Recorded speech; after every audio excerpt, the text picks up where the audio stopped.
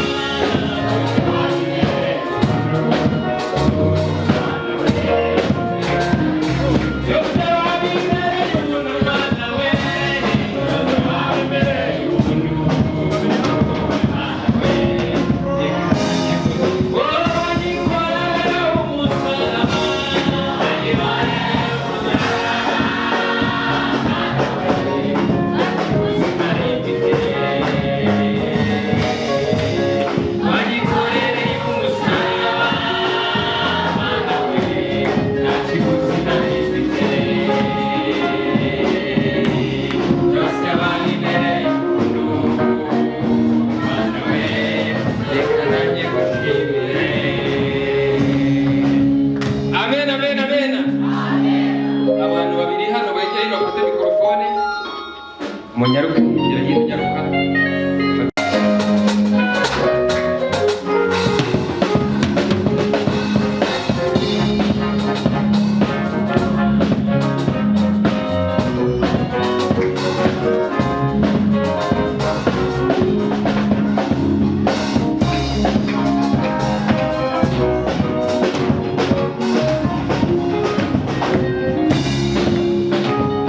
Imani bihereye mw'isi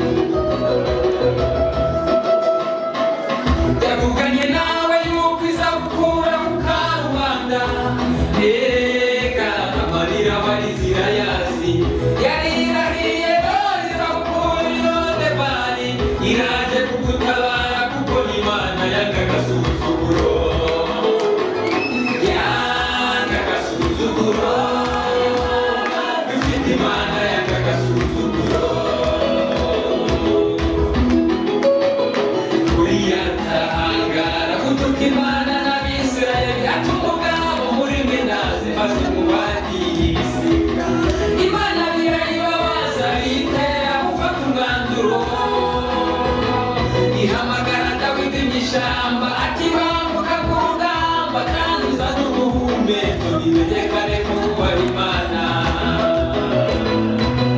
Ahageze birahinduka yitegereza urugamba yaba ko yatojwe abona uko yahamagawe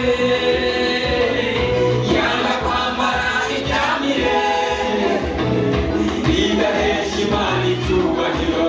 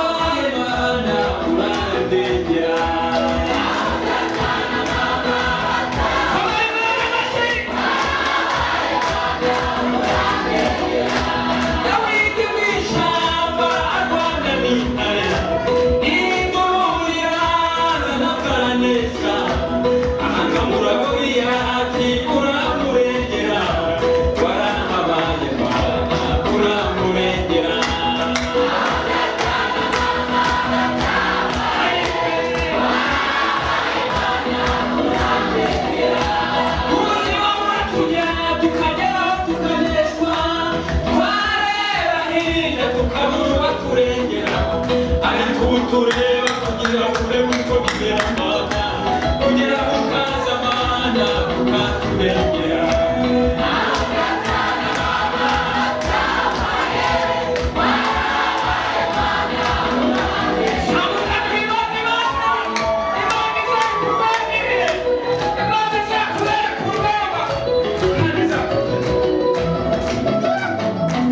Isanduku y'isezerano itaje baritegura Dawidi n'abagabo b'ibigango baritegura kuyiramira bageze mu mbuga umugabo uzarambura akaboko Imana imutsindamo Dawidi ubwoba buramutaha ati Imana ifite amahane nibayijyane kuyicumbikira. Utere umugisha umwungeri ugusanga ukabyibuka amazi yarenze inkombe. Utere umugisha umwungeri ugusanga ukabyibuka amazi yarenze inkombe.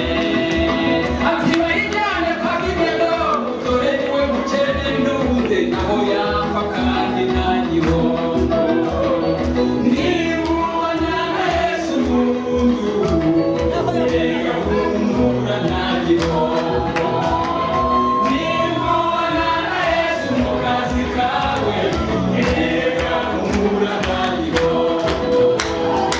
Nimutumike Yesu mu rugo rwawe erega humura nta gihombo. Nimubona Yesu mu buzima bwawe erega humura nta gihombo.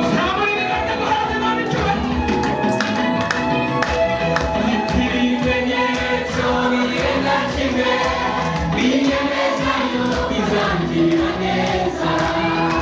Ibimenyetso birenga kimwe binyemeza yuko izangirira neza. Hari ibyo yambwiye ndi gusenga ndi mu butayu Imana yarabimbwiye binyemeza yuko izangirira neza. Ibimenyetso birenga kimwe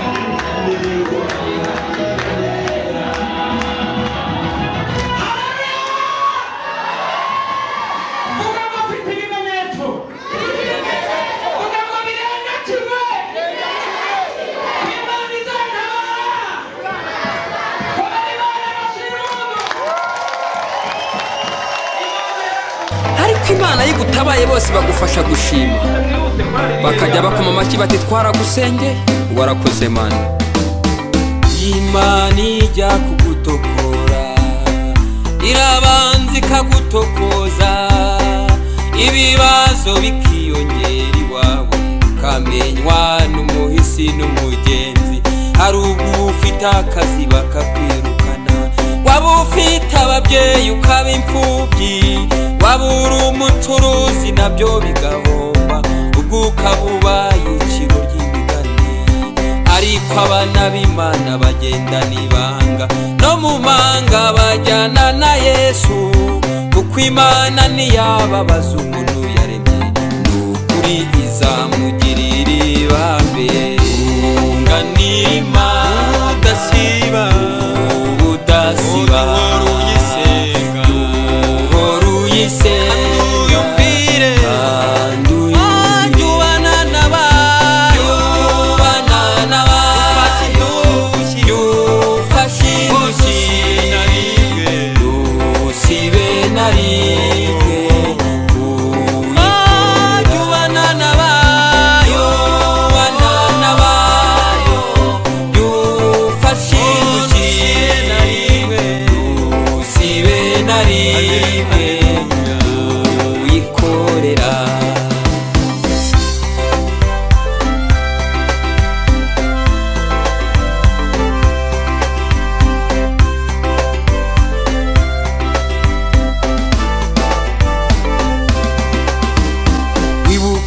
Yesu bamuzanira impumyi, arunama atoba icyo ndayisiga.